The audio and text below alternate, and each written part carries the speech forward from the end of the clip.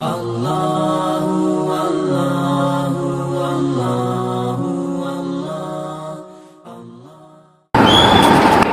محترم بزرگوں اور عزیز دوستو، الحمدللہ ثم الحمدللہ، ابھی آپ حضرات کے سامنے 6ویں پارے کی سورہ مائدہ کی صرف 2 آیتیں تلاوت کرنے کی سعادت عظمی حاصل کی گئی ہے۔ قرآن مجید میں جو ابتدائی پارے ہیں یا ابتدائی صورتیں ہیں، ان ابتدائی پاروں میں اور ابتدائی صورتوں میں عام طور پر مسائل اور احکام بیان کیے گئے ہیں،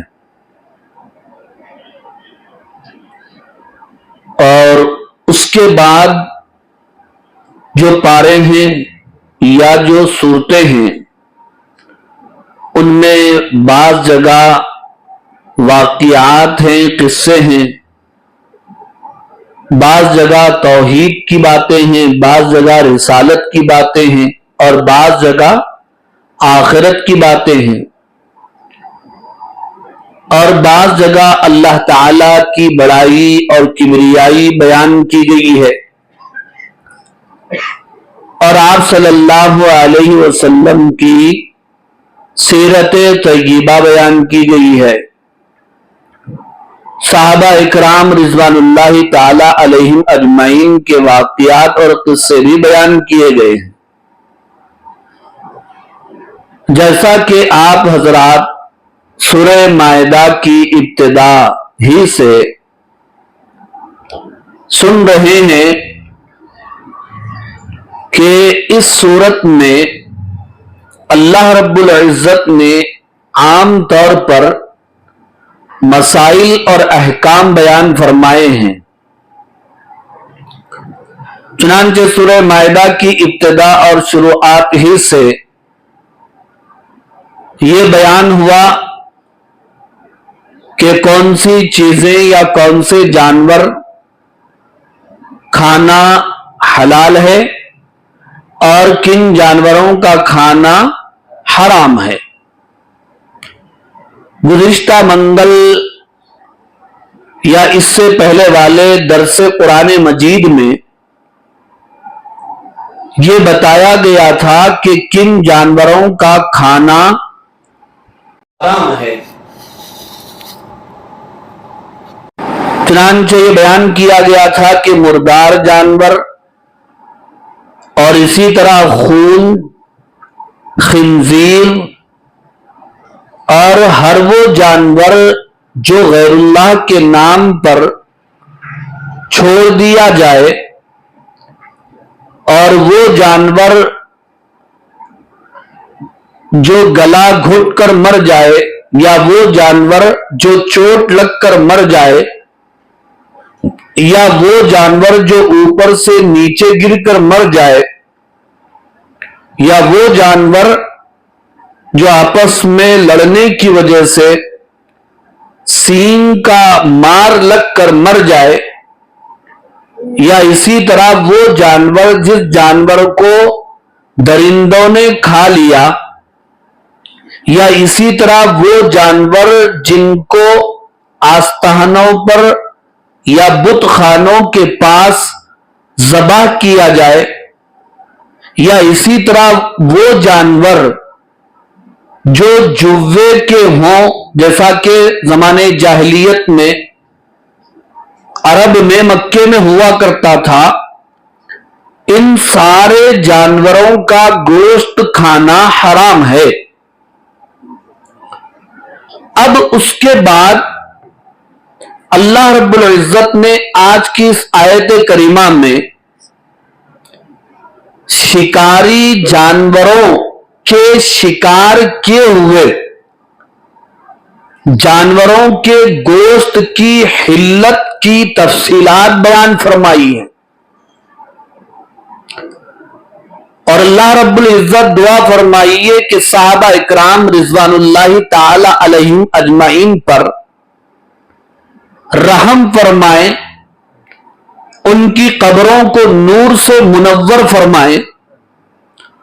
انہوں نے اللہ کے نبی صلی اللہ علیہ وسلم سے ایسے ایسے سوالات کیے ہیں جن سوالات کے نتیجے میں قرآن مجید کی آیات اتری اور امت کو بہت سارے قیمتی مسائل اور احکام کا علم ہوا۔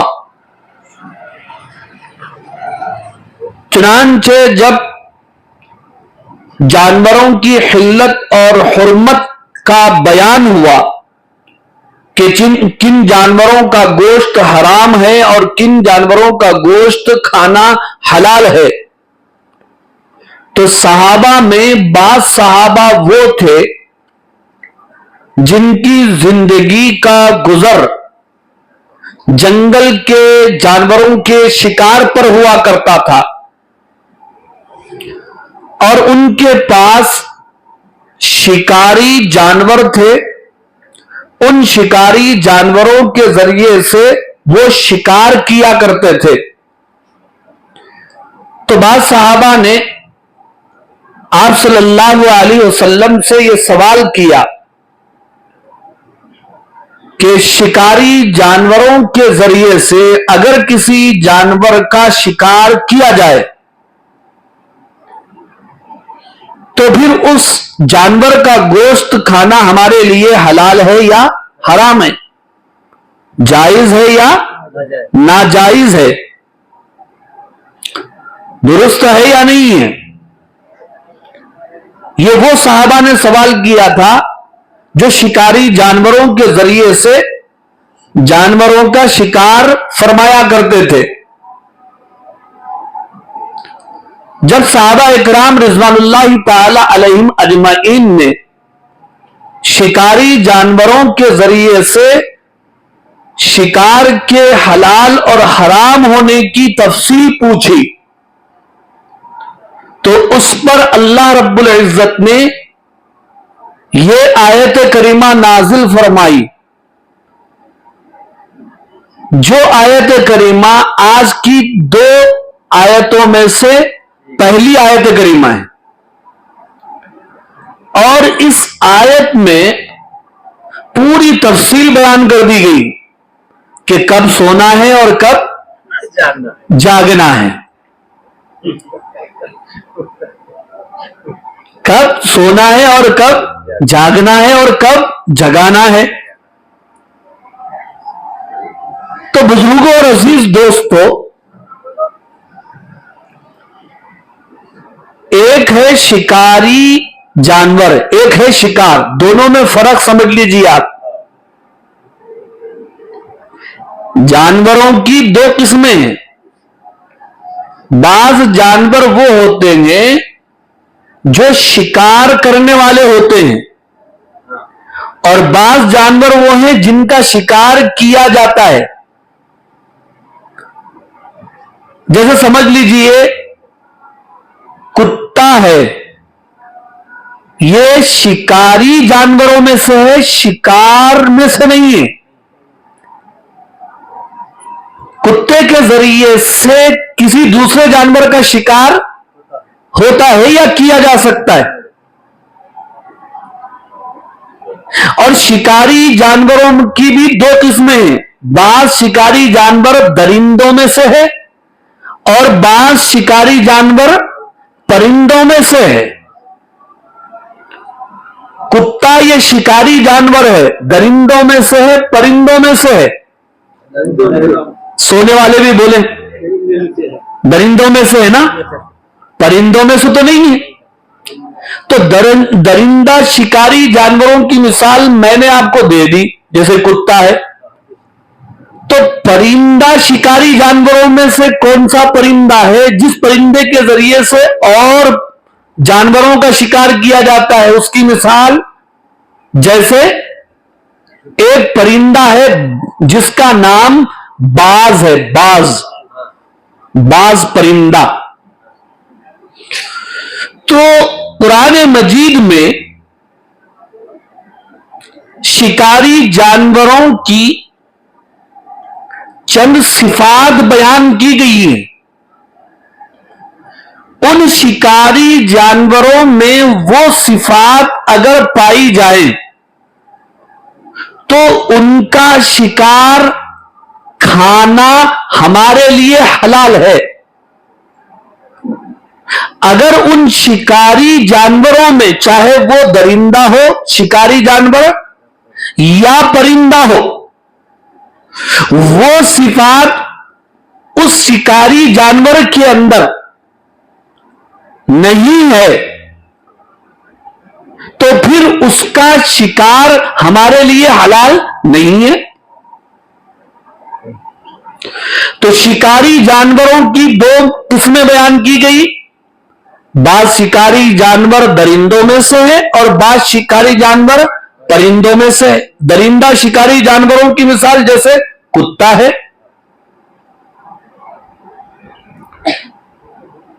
کتا بھی ہو سکتا ہے اگر آپ بڑے بہادر ہیں شکار کو بھی لا کے تربیت ٹریننگ دے کے شیر کو بھی لا کے رکھ لیے وہ آپ کی مرضی کی بات ہے.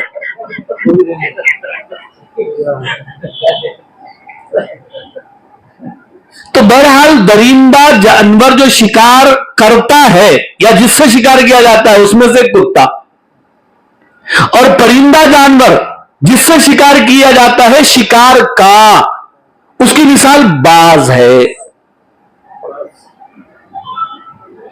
اب ان دونوں شکاری جانوروں سے ہم جنگل کے کسی بھی حلال جانور کا شکار کر سکتے ہیں. جیسے ہرن کا شکار کریں خرگوش کا شکار کر سکتے ہیں اور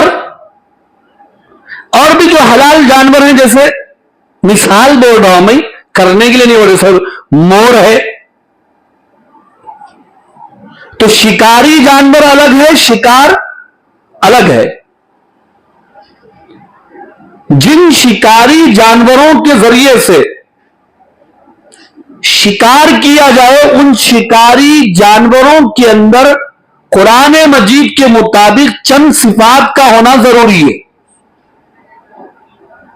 آپ حیران اور پریشان نہ ہو کہ آج کے درس میں یہ مسئلہ لے کے بیٹھ گئے مول صاحب.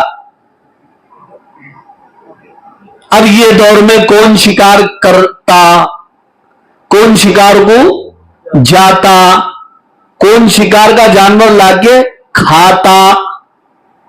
تو میں کیا بول رہی یا شیخ اپنا دیکھ ایسا مت کرو. قرآن تو پوری دنیا کے لیے اترا ہے نا بھائی. صرف میرے لیے آپ کے لیے نہیں اترا پوری دنیا کے لیے اترا پورے انسانوں کے لیے اترا. اللہ تعالیٰ قرآن مجید میں فرماتے ہیں تھوڑا سا بیدار سونا نہیں بھی شکار کرتے ہو سو گئے تو الٹا ریورس ہوتا پھر مسئلہ جان خطرے میں پڑ جاتی. اللہ تعالیٰ قرآن مجید میں ارشاد فرماتے ہیں شہر رمضان الذی انزل فیہ القرآن ھدی للناس. قرآن کو ماہ رمضان میں اتارا گیا اور قرآن ہدایت ہے للناس پورے انسانوں کے لیے. اس میں شکار کرنے والا انسان بھی ہے نہیں ہے. اب اس کے مسائل بھی بیان ہونا نہیں ہونا کیا پورے ہمارے مسائل بیان ہونا.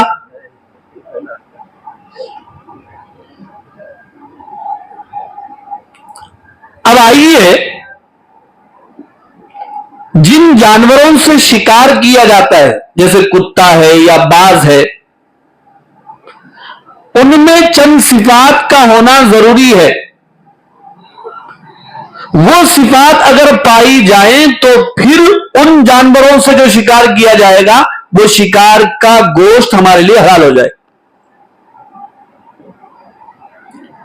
قرآن مجید نے اس آیت کریمہ میں जो पहली सिफत बयान फरमाई है वो ये है कि शिकारी जानवर का ट्रेनिंग याफ्ता होना जरूरी है, तरबियत याफ्ता होना जरूरी है। और शिकारी जानवर ट्रेनिंग याफ्ता, तरबियत याफ्ता कब है, यह कैसे मालूम होगा? उसकी अलामत और निशानी ये बयान की गई है कि अगर कुत्ता है वो तरबियत याफ्ता है, उस वक्त मालूम होगा जब उसका मालिक उसको शिकार पर हमला करने के लिए छोड़ दे, तो वो शिकार पर हमला करने के बाद शिकार को खाए नहीं बल्कि अपने मालिक के लिए बचा कर रखे। उसने अपने दांतों से तो हमला किया, लेकिन जैसे शिकार मर गया वो उसे खाया नहीं, वो सिर्फ उसको जख्मी किया, बस क्या किया? जख्मी करके वो खामोश बैठ जाए, वो खाए नहीं। तो इसका मतलब यह है कि वो कुत्ता तरबियत याफ्ता है।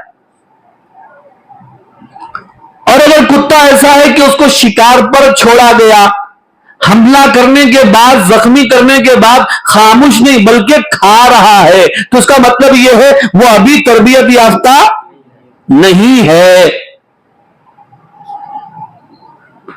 और अगर बाज परिंदा है तो उसकी तरबियत होने की अलामत यह है, तरबियत याफ्ता होने की अलामत यह है कि उस परिंदे को छोड़ दिया जाए हवा के अंदर, और जब उसको बुलाया जाए तो फौरन वापस आ जाए, तो इसका मतलब यह है कि वो तरबियत याफ्ता है।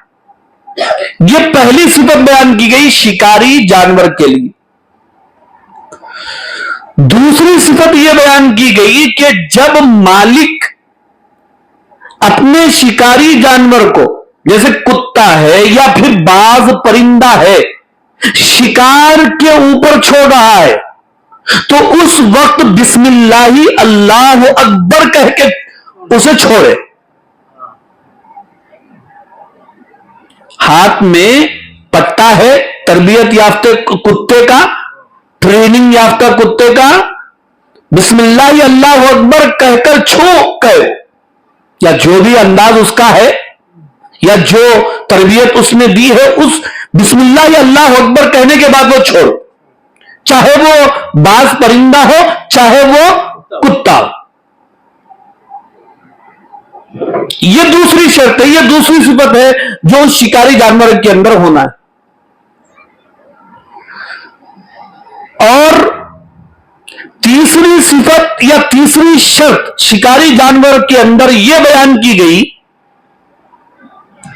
खास तौर पर मालिक उस शिकारी जानवर को शिकार के ऊपर छोड़ा हो। खास तौर पर मालिक ने, मुसलमान ने, और छोड़ने वाला भी मुसलमान ही होना, दूसरा कोई छोड़ दिया उन बिस्मिल्लाह अल्लाह अकबर बोले सब चलने वाला नहीं है, मालिक बोले तो मुसलमान मालिक।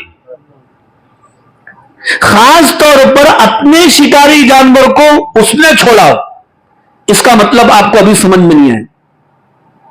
इसका मतलब यह है, कभी ऐसा होता है शिकारी जानवर खाली ऐसे ही घर से निकल गया, उसका मालिक उसको शिकार पर इरादा करके नहीं छोड़ा, तो घर से निकल गया चरने के लिए या घूमने के लिए या ऐसा ही टांगा ढीले करने के लिए, होता है ऐसा टांगा ढीले करने के लिए, हो भी सकता होगा, बहरहाल जो भी है, मालिक नहीं छोड़ा, वो अपनी मर्जी से शिकार के ऊपर हमला किया।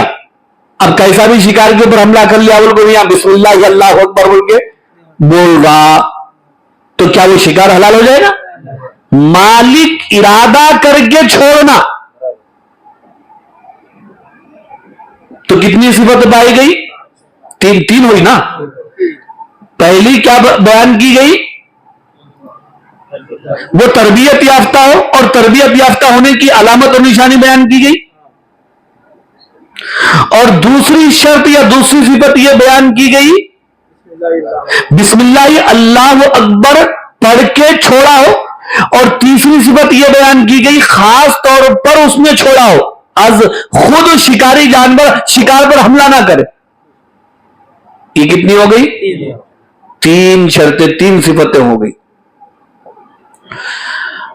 اور چوتھی شرط یا چوتھی صفت یہ ہے کہ وہ شکاری جانور شکار پر حملہ کرنے کے بعد اس شکار کو کھائے نہیں بلکہ اپنے مالک کے لیے رکھے، برقرار رکھے، لائے یا وہیں پر خاموشی سے بیٹھ جائے۔